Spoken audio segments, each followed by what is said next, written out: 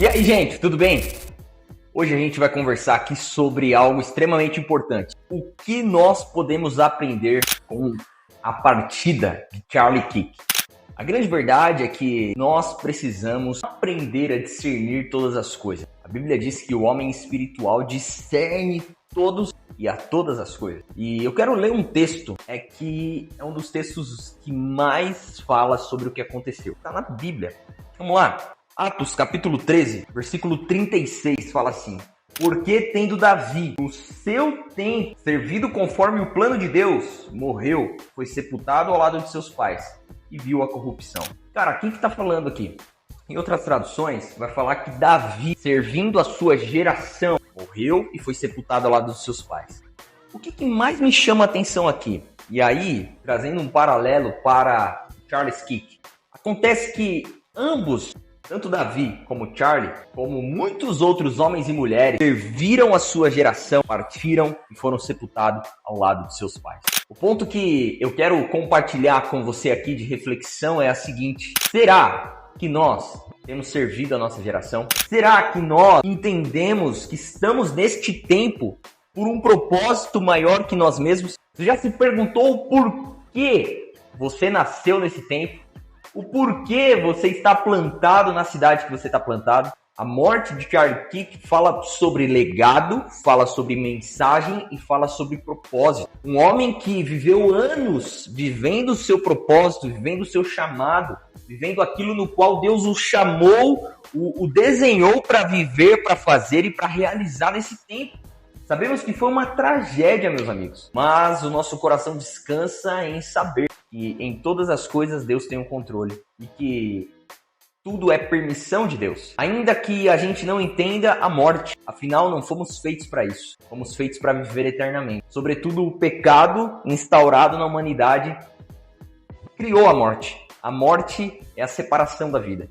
Mas não é isso que eu quero falar. O que eu quero falar hoje é exatamente isso. Davi, Charles Kirk, como tantos outros homens, viveram e cumpriram o seu propósito. Mesmo que esse propósito os colocasse em risco a sua própria vida, a sua própria segurança. O propósito, ele sempre é maior. Sabe uma frase que eu amo de Martin Luther King Jr., que ele diz assim: o que me preocupa não é o grito dos maus, mas é o silêncio dos bons. E quando acontece isso, meus amigos, quando um grande homem de Deus, ele morre cumprindo o seu propósito, existe uma arma que o diabo, ele aponta para nós, que é uma arma chamada intimidação, no qual um homem se levantou para ser uma voz e a voz dele foi calada, mas a verdade é que a mensagem que ele deixou não foi calada. A mensagem no qual ele morreu para propagar não foi calada. E o que deve nos preocupar não é o grito dos maus, mas é o silêncio dos bons. E nós estamos estabelecendo esse movimento de pessoas que se levantam para ter uma voz, e uma voz de esperança, que não se intimidam com o grito dos maus, mas se levantam e propagam com alto e bom tom a mensagem do reino. Tudo que a gente precisa analisar diante dessa situação é: será que eu estou servindo a minha geração assim como ele serviu a geração dele? Será que eu estou vivendo o plano e o propósito que Deus desenhou para que eu vivesse nesse tempo? E deixa eu te falar uma coisa: você tem um propósito. Deus te fez com um propósito. Deus te fez de propósito. Você não é um acidente. Ainda que você tenha nascido de um acidente, às vezes você não foi planejado pelos seus pais, mas você foi planejado por Deus. E se você está aqui nessa terra, é porque Deus quer. E Deus tem um plano. Deus tem um propósito para realizar, não só na sua vida, mas através da sua vida. E esse é o ponto que eu quero te alertar. Se você partisse hoje, será que você chegaria diante de Deus e Deus falaria para você: servo bom e fiel? Ou ele falaria: servo mau e infiel? Será que nós estamos multiplicando tudo aquilo que Deus colocou em nossas mãos? Ou nós estamos retendo? Isso fala sobre talento. Isso fala sobre dons, isso fala sobre presentes que Deus te deu.